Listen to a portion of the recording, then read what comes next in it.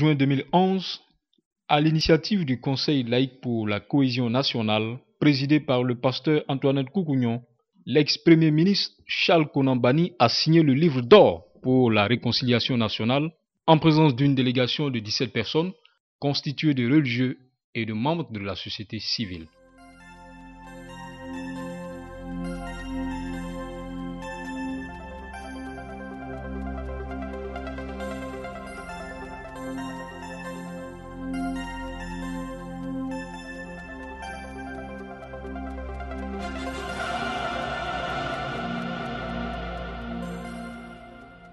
Voici ce que le président écrit.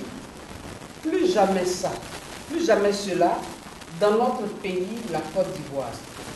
Plus jamais d'atrocités, plus jamais de haine, plus jamais de violence sur notre terre, dans notre pays, la Côte d'Ivoire. Signé Charles Konan Banny. M. Charles Konan Banny a été nommé par le président de la République Alassane Ouattara à la tête de la commission Dialogue, Vérité et Réconciliation pour conduire la réconciliation nationale en Côte d'Ivoire après les événements douloureux qui ont approfondi les clivages sociaux dans ce pays. Mesdames, Messieurs, bonsoir et merci de nous rejoindre dans ce numéro de l'entretien d'Ivoire TV dans lequel nous reçoit le pasteur Antoinette Koukounion, présidente du Conseil laïque pour la cohésion nationale, alors avec elle nous allons parler pendant un quart d'heure de l'implication de son mouvement dans le processus de réconciliation nationale en cours en Côte d'Ivoire. Pasteur Koukounion, bonsoir. Bonsoir. Alors tout d'abord, présentez-nous votre mouvement. Qu'est-ce que c'est que le Conseil laïque pour la cohésion nationale? Oui, comme son nom l'indique, le Conseil laïque pour la cohésion nationale est un rassemblement de serviteurs de Dieu, toute obédience religieuse confondue, et qui travaille en Côte d'Ivoire. Et qui œuvre dans le sens de la réconciliation des cœurs. Qui œuvre dans le sens de la réconciliation, comme son nom l'indique, je l'ai dit, la cohésion nationale. Et donc c'est ce rassemblement-là qui travaille dans le milieu des religieux pour ramener les cœurs à travers un message bien précis. Un message de paix et d'amour tel que véhiculé. Un message de repentance d'abord, un message de repentance, d'amour et de cohésion. Vous êtes pasteur évangélique. Est-ce qu'il n'y a pas quelque part là une chaîne de collaborer directement avec les tendances, avec les autres tendances religieuses en parlant des musulmans, des catholiques? Est-ce qu'il n'y a pas quelque part quelque chose qui pourrait gêner? Gêner en quoi? Dans l'approche théologique peut-être. Mais non, ça dit que les musulmans parlent de Dieu, les catholiques parlent de Dieu, les évangéliques parlent de Dieu. Pour des religions qui disent ne pas avoir le même Dieu. Oui, ça c'est leur conception des choses. Mais nous sommes dans un pays qui a pour constitution, je ne sais pas lequel article de la constitution ivoirienne, qui dit que nous sommes dans un pays laïque. La Côte d'Ivoire est laïque et donc toutes les religions ont leur place dans ce pays. Voilà. Et donc vous ne trouvez aucune gêne donc à collaborer avec les autres religions, qu'elles soient musulmanes, catholiques ou de toute autre obédience. Nous sommes obligés de vivre ensemble. Nous sommes obligés de vivre ensemble en Côte d'Ivoire. Alors, quel sens donner à votre implication? Je vais parler du Conseil laïque dans le processus de réconciliation nationale, sachant bien sûr que les religieux ont déjà eu l'image ternie durant cette crise post-électorale que le pays vient de traverser. Oui. Les religions, ou la religion a eu l'image ternie en Côte d'Ivoire. Surtout l'église évangélique, mais les musulmans aussi, hein, les musulmans aussi. Et donc, à cause des politiques, hein, à cause des politiques, et donc, nous n'avons pas eu le courage de faire le distinguo entre la voix de Dieu et la voix des hommes. C'est pour ça qu'il y a eu cet imbroglio-là. Mais je crois que c'est maintenant le temps. Hein, nous avons en son temps interpellé les uns les autres en leur disant attention, nous sommes tous des hommes, nous sommes convaincus que c'est Dieu qui a créé tous les hommes, grands, petits, noirs ou blancs, et donc il est bon que nous puissions mettre en avant les droits de l'homme qui sont diffusés par la Déclaration universelle des droits de l'homme. Et donc comme nous partons du fait que Dieu ayant créé l'homme, alors tous les hommes sont égaux devant Dieu, qui est le roi du ciel et de la terre. Et donc, il n'y a pas question de mépriser son frère au profit d'une religion ou d'une idéologie politique quelconque. Mais pasteur Antoinette, est-ce que vous pensez, est-ce que vous êtes convaincu qu'aujourd'hui, la voix des religieux peut porter? Oui, la voix des religieux peut porter encore. On se dit, c'est pas la peine, ce sont les mêmes menteurs ou les mêmes gens qui racontent toujours n'importe quoi. C'est vrai, la voix des religieux peut porter encore. Surtout des évangéliques en particulier. À partir du fait que les religieux ont 60% de leur temps avec les fidèles. Quand un fidèle a mal à la tête, quand il ne dort pas, il s'adresse à un religieux, à un chef religieux, à un leader de communauté religieuse. Et vous avez l'oreille des autorités? Oui, les autorités sont des fidèles de nos confessions.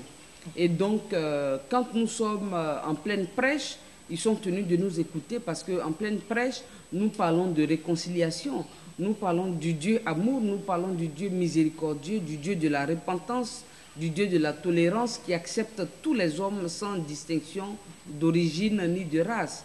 Et donc, je crois qu'ils nous écoutent. Alors, vous êtes une femme et de surcroît pasteur. Est-ce que vous pensez qu'en tant que femme, porteuse de vie donc, votre cachet à la réconciliation nationale peut être particulier? Oui, doublement. Parce que femme et parce que serviteur de Dieu. Femme et serviteur de Dieu, la femme elle est plus sensible aux choses spirituelles. Par exemple, quand on dit réconciliation, c'est vrai que les politiques, aujourd'hui en Côte d'Ivoire, on a l'impression qu'avant la création de la commission Dialogue, Vérité et Réconciliation, on ne parlait pas de réconciliation, mais on parlait de réconciliation. De paix, de vivre ensemble et tout ça, mais les oreilles n'étaient pas attentives, comme si on était omnibulé par un esprit quelconque. Et c'est en cela que je suis d'accord avec quelqu'un qui disait qu'on a été à un moment donné possédé par le démon. Et donc la femme, elle a le droit, elle a le devoir, elle a pour mission de parler de réconciliation, d'apaisement, de pacifier les environnements là où se trouvent les hommes. Et donc, elle est écoutée par les enfants, parce que porteuse de vie, et elle est aussi écoutée par l'homme, le mari. Et donc, en tant que femme spirituelle, je crois que avec cette disposition à discerner les choses spirituelles, je pense que l'Esprit de Dieu se saisit de nous, en tant que femmes spirituelles, pour véhiculer des messages forts que sont la repentance, la réconciliation, la tolérance et bien d'autres thèmes.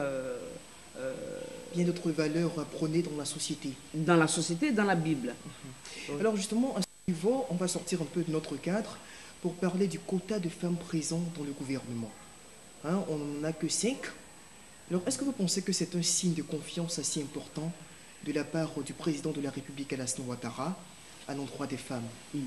Écoutez, je voudrais vous remercier pour la question.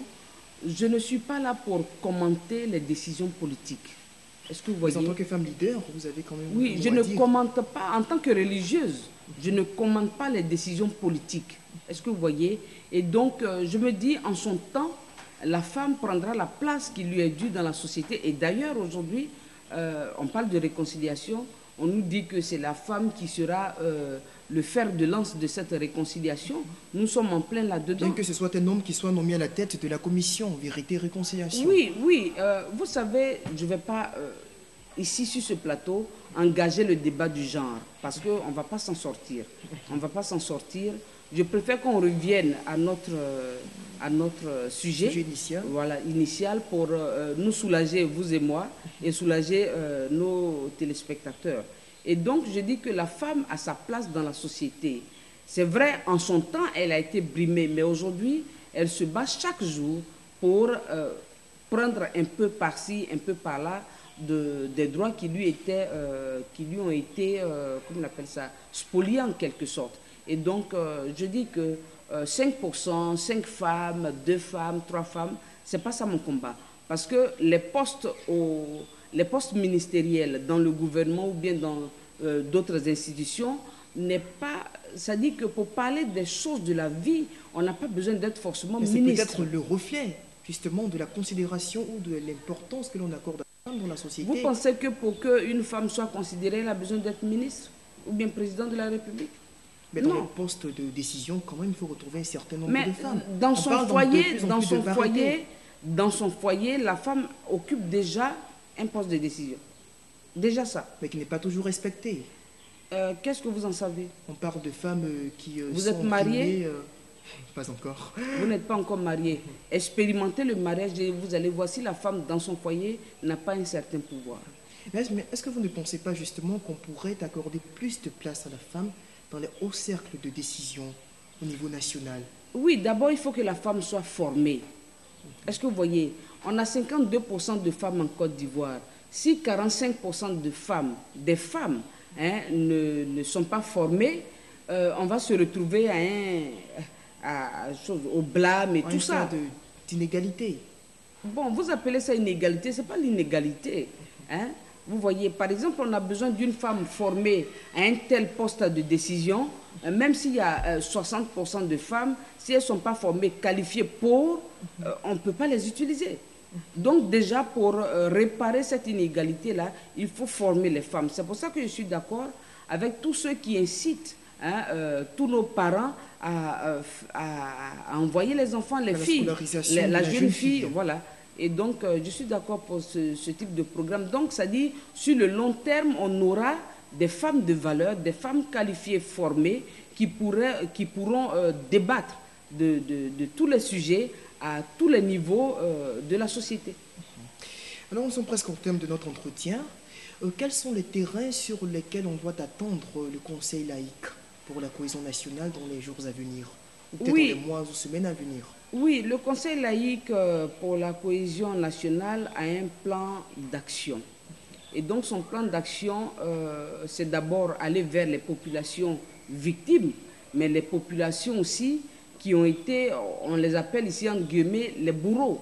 Est-ce que vous voyez, qui ont fait subir. Et donc nous, notre message, ça sera de sensibiliser les deux camps, les victimes et les bourreaux, et puis les emmener à adopter un langage, une attitude, un comportement qui relève du spirituel. Par exemple, la non-violence, par exemple, la tolérance des différences, et comprendre que l'autre a été fait comme soi, comme autrui, et donc il est bon de respecter la différence afin que nous puissions être ensemble. Et donc, dans ces campagnes, on veut privilégier les relations intercommunautaires. Par exemple, en Côte d'Ivoire, on a des peuples comme les Dida, les Atiers, les Abè, les Abigui et autres, qui sont alliés depuis des générations. Ce qu'on appelle les Tokwe. Oui, les Tokwe. Il y a les Sénoufo, les Gouro, les Yakuba et autres qui sont aussi dans une autre relation intercommunautaire.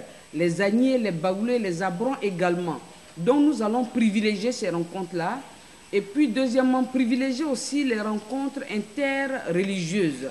Par exemple, briser ces barrières-là entre les confessions religieuses, c'est-à-dire entre les bouddhistes, entre les chrétiens, entre les musulmans et entre les autres religions déclarées en Côte d'Ivoire, et pour dire que nous sommes un pays laïque. Parce que c'est ça avant tout. Le maximum de convergence entre vos différentes idéologies religieuses.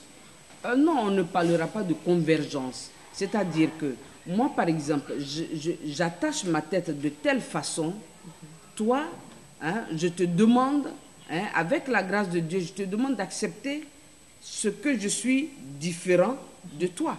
Justement. Est-ce que tu vois? Donc l'acceptation des différences. Des différences. Parce que nous sommes, et d'ailleurs le slogan du Conseil laïque pour la cohésion nationale, c'est ça. C'est-à-dire tous unis avec nos différences. Parce que la Côte d'Ivoire a plus de 64 ethnies. Plus de 64 ethnies. Et donc ces ethnies-là qui vivent ensemble depuis des générations et des générations, qui vivent des brassages intercommunautaires indescriptibles. Et donc il est bon que nous puissions les respecter.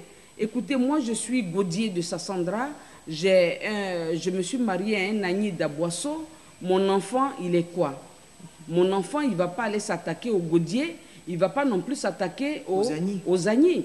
Est-ce que vous voyez? Il y a ma soeur qui est mariée à un Gouro, et puis elle est gaudier. Et donc, les enfants issus de ce mariage-là ne vont pas s'entretuer parce qu'ils sont soit RHDP ou LMP ou ne partageant pas la même idéologie politique ou religieuse. On ne va pas rester à ce débat-là. Nous sommes tous créés à l'image de Dieu. En chacun de nous, il y a Dieu. Et donc, la tolérance, c'est Dieu. L'acceptation de l'autre, c'est Dieu. L'amour, c'est Dieu. La paix, c'est Dieu. La réconciliation, c'est Dieu. Et donc, nous voulons, avec toutes ces actions, arriver à la création d'une nouvelle nation, avec d'autres mentalités, avec d'autres compréhensions de la vie en société. Et c'est ce que nous voulons inculquer aussi.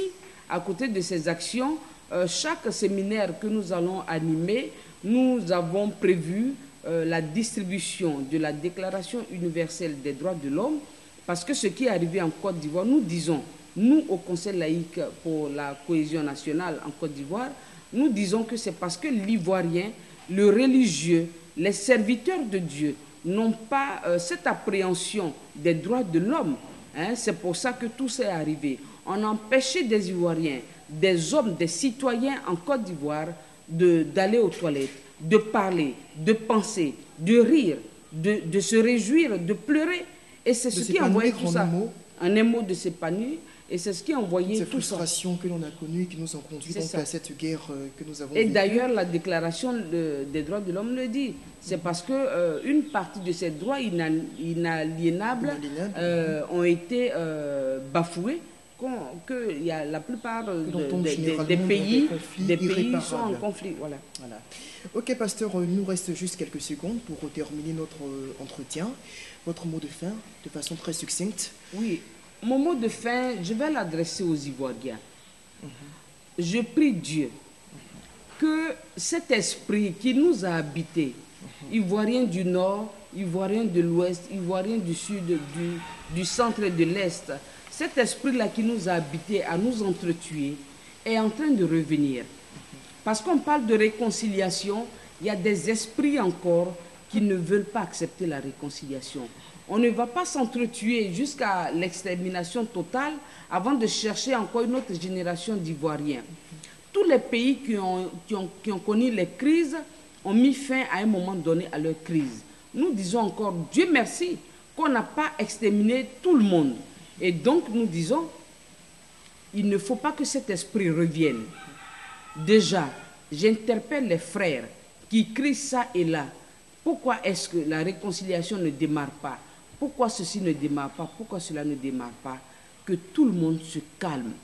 Parce que, en son temps, Dieu a suscité la réconciliation dans le cœur des politiques et nous, les religieux, nous voulons nous emparer de ce concept et le diffuser, mais à petites gouttes. On n'est pas pressé de se réconcilier parce qu'il faut écouter les gens. Il y a beaucoup de gens, nous tous, nous avons subi des traumatismes. Et donc, il faut écouter les gens. C'est-à-dire appréhender au plus profond de leur âme, leurs blessures intérieures, les guérir, parler avec eux. Et puis, eux, à leur tour, ils vont décider d'abandonner toute cette récrimination, toutes ces rancœurs. Et la réconciliation sera... Pour apprendre enfin format. Voilà. Et donc, c'est pour ça que je demande que tout le monde s'engage résolument. LMP, RHDP, du Nord, du Sud, de l'Est, de l'Ouest, que tous les Ivoiriens vivant ici, Ivoiriens d'origine, Ivoiriens d'adoption, que chacun s'approprie les termes de la réconciliation. Pour la reconstruction de la nation. Pasteur Antoinette Koukouignon, merci bien à vous. Je vous remercie. Voilà, l'entretien d'Ivoire TV pour aujourd'hui, c'est terminé. On se retrouve dans quelques jours pour un autre numéro. D'ici là, portez-vous bien. Et puis, que tous les cœurs tendent vers la réconciliation pour que la Côte d'Ivoire renaisse enfin de ses cendres. Merci, au revoir.